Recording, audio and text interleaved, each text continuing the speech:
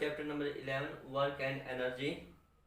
Let us continue with this chapter and discuss some topics. Now we will discuss the topic kinetic energy. What is kinetic energy? So by definition, the energy of a body due to its motion is called energy. किसी भी object में अगर motion है means it possesses kinetic energy. ठीक है, जैसे कि ए running car अगर चल रही है इट मीन्स उसमें मोशन है, मीन्स उसमें काइनेटिक एनर्जी है. ये फॉलिंग स्टोन, ऊपर से पत्थर गिर रहा है, ठीक है, it possesses kinetic energy. A moving cricket ball जो है वो मूव कर रही है, बैट्समैन उसको हिट करता है, वो मूव करती है, it means it possesses kinetic energy. A runner running a race, कोई रनर जो है वो रेस लगा रहा है, दौड़ रहा है, इसका मतलब he possesses kinetic energy. तो हम कह सकते हैं in other words every object which has speed possess kinetic energy. अगर कोई ऑब्जेक्ट मूव कर रही है तो उसमें कुछ ना कुछ स्पीड होगी, तो जिस ऑब्जेक्ट में स्पीड है इसका मतलब उसके अंदर क्या है, काइनेटिक एनर्जी है. ठीक है. When a moving object is stopped by an opposing force, the kinetic energy is lost. जब मूविंग ऑब्जेक्ट रुक जाती है तो उसकी काइनेटिक एनर्जी भी लॉस्ट होती है. ठीक है, खत्म हो जाती है उसकी काइनेटिक एनर्जी. जैसे ball is rolling around along a ground, then when it stops its kinetic energy is lost. ठीक है. रनिंग कार है, उसमें क्या है, काइनेटिक एनर्जी है, but when brakes are applied it stops. Brakes लगाए वो रुक गई, इसका मतलब वहां पे उसकी काइनेटिक एनर्जी क्या होगी, जीरो. ठीक है. Moving body is capable of doing work. अगर उसमें मोशन है, वो मूव कर रही है, उसमें काइनेटिक एनर्जी है, it means it can do some work. वो कुछ काम कर सकती है. जैसे ए मूविंग क्रिकेट बॉल है, cricket ball it can hit the stumps and this moving water, it can run the blades of the turbines to produce the electricity. So we can say that moving body is capable of doing work. So what is kinetic energy? Means the energy of a body due to its motion. जब भी object में, किसी body में motion होगा then it possess kinetic energy. उसके अंदर kinetic energy होगी. Now we will do mathematical expression for kinetic energy. Kinetic energy को हम mathematically कैसे एक्सप्रेस करेंगे वो भी हम यहाँ देखेंगे. The kinetic energy of a moving object की जो kinetic energy है is measured. कैसे measure होगी? By the amount of work it can do. कितना काम वो कर सकती है before coming to rest. Rest में आने से पहले ऑब्जेक्ट कितना काम किया उसने, वो उसका काइनेटिक एनर्जी कहलाएगी. Kinetic energy is measured by the amount of work it can do before coming to rest. ठीक है. तो यहाँ पे हम एक एग्जांपल लेते हैं. Let an object is having mass m with it is having an initial velocity that is 0. now it is at rest. A force F is applied on this object and it moves the object towards the direction of the applied force, and after s distance, it covers a distance of s and it reaches here at this position having the final velocity that is v. ठीक है. ये object है, मास m है, इसको ऊपर force लगा, initial velocity पहले 0 थी, उसके बाद जब फोर्स लगा इसमें मूवमेंट हुई, फाइनल वेलोसिटी v हुई, और इसने डिस्टेंस जो कवर किया वो कितना किया, s. ठीक है. तो वर्क डन यहाँ पे क्या होगा, हमने पहले वर्क डन पढ़ा था. Work done is equal to force into distance. Work done किसके बराबर होता है, फोर्स इनटू डिस्टेंस. और हमने पढ़ा है कि जो F होता है, F force, Newton second law के अकॉर्डिंग वो क्या होता है, मास इनटू एक्सेलरेशन. अगर हमें एक्सेलरेशन निकालना हो तो फोर्स बाय मास कर देंगे, लेकिन यहाँ पे न्यूटन सेकंड लॉ के अकॉर्डिंग क्या है, force is equal to mass into acceleration. This is the value for F. Now object acquires a velocity v. ये जो वेलोसिटी v आई है कब आई है, आफ्टर ट्रेवलिंग ए डिस्टेंस s. जब उसने s डिस्टेंस ट्रेवल कर लिया तब एक्वायर की है वेलोसिटी v. तो यहाँ थर्ड इक्वेशन ऑफ मोशन हम लगाएंगे, v square minus u square is equal to 2as. v square minus u square means final velocity, initial velocity. This is equal to 2 into a into s. This is third equation of motion. Now putting the values here, v square minus initial velocity क्या थी उसकी 0, तो 0 का square. This is equal to 2as. यहाँ से हम s की value निकाल देंगे. s ये तो 0 हो गया आपका, तो v स्क्वायर के नीचे 2a आ जाएगा. तो s is equal to v square by 2a. ये हमारी होगी question number second. Now substituting the value of s and f. s and f distance की और फोर्स की जो वैल्यू है ये आपकी इस इक्वेशन में डाल देंगे. w is equal to f into s. w is equal to f into s. w is equal to कितना आ जाएगा, f क्या है ma इंटू एस कितना आ जाएगा, एस आपका ये निकालना है v स्क्वायर अपॉन 2a. ठीक, तो यहां से a से a कैंसिल हो जाएगा, तो कितना आ जाएगा w इज इक्वल टू 1/2. ये बच गया यहाँ से 1/2 हाफ, और एक बच गया m और एक बच गया v square. And this work done is equal to the kinetic energy. तो काइनेटिक एनर्जी का जो फॉर्मूला होगा वो क्या होगा, half mv square. This is the mathematical expression for kinetic energy. Kinetic energy is equal to half mv square. So this is mathematical expression for kinetic energy. Now let's do some important conclusion regarding this kinetic energy. So kinetic energy is denoted or expressed mathematically as half mv square. ठीक है, तो इस फॉर्मूले से हमें क्या पता चलता है, kinetic energy is directly proportional to the mass of the body. ये मास है, तो बॉडी का जो मास है वो काइनेटिक एनर्जी के डायरेक्टली प्रोपोर्शनल है. Means if mass of a body is double, अगर किसी बॉडी का, किसी ऑब्जेक्ट का मास डबल कर दिया जाए तो उसकी kinetic energy it also gets double. Kinetic energy भी क्या हो जाएगी, डबल हो जाएगी.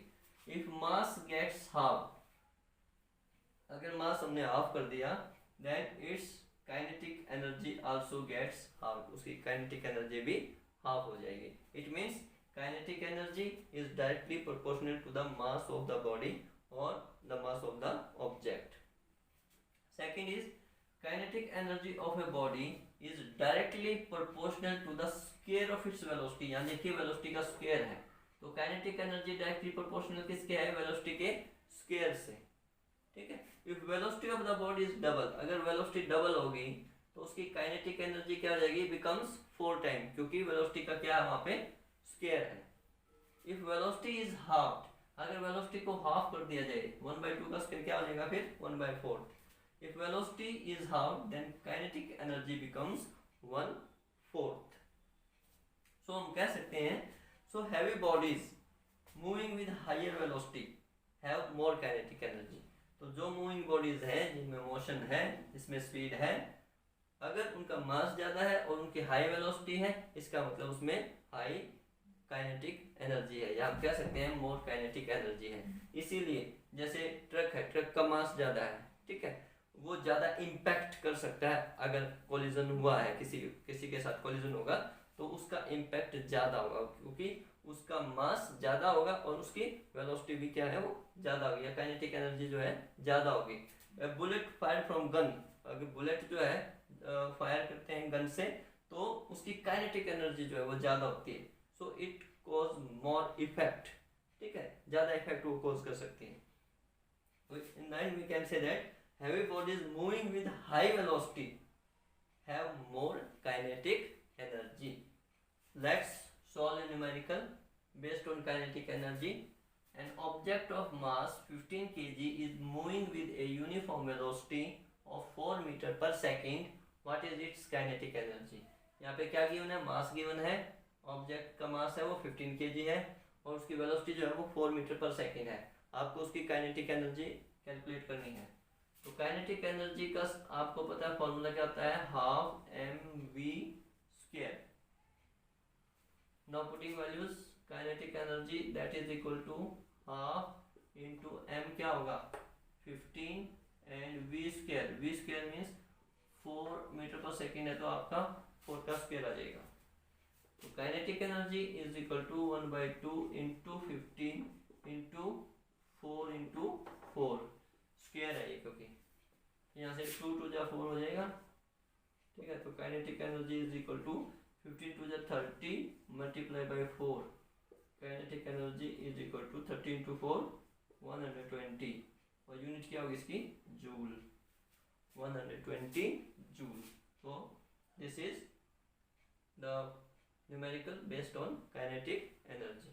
One more problem we will discuss based on kinetic energy. Here it is given two bodies of equal masses move with uniform velocities. दो bodies हैं वो uniform velocity से मूव कर रहे हैं जिनकी वेलोसिटीज क्या है? v and 3v respectively, and mass is equal, mass उनका इक्वल है। Find the ratio of their kinetic energy. उनका काइनेटिक एनर्जी का जो रेशियो है, अनुपात है, वो हमें निकालना है। तो देखिए हम कैसे निकाल सकते हैं। पहले हम लिखेंगे जो गिवन है, मास ऑफ फर्स्ट बॉडी, जो फर्स्ट बॉडी है उसका मास क्या है? m। ठीक है, तो mass of first body is m and mass of second body is also m। Velocity क्या होगी इसकी? Velocity of first body, first body की जो वेलोसिटी है वो क्या होगी? v। तो फर्स्ट बॉडी की काइनेटिक एनर्जी क्या होगी? Kinetic energy of first body, first body की काइनेटिक एनर्जी हो जाएगी हाफ mv², क्योंकि मास क्या था? m, वेलोसिटी क्या थी? v, तो काइनेटिक एनर्जी क्या होगी? Half mv²। तो kinetic energy is equal to half mv²। ये फर्स्ट का था, फर्स्ट का केस। सेकंड में हम क्या करेंगे? Mass remain same, mass of second body, second body का मास क्या है? m। Velocity of second body, second body की जो वेलोसिटी है वो क्या है? आपके पास 3v है, 3v। ठीक, तो इसकी काइनेटिक एनर्जी क्या हो जाएगी? काइनेटिक एनर्जी का same formula, half m into v²। v² अब की बार क्या हो जाएगा? 3v का स्क्वायर। तो यहाँ पे हम लिख सकते हैं kinetic energy is equal to 1/2 half m into 3 3 जा 9 9v²।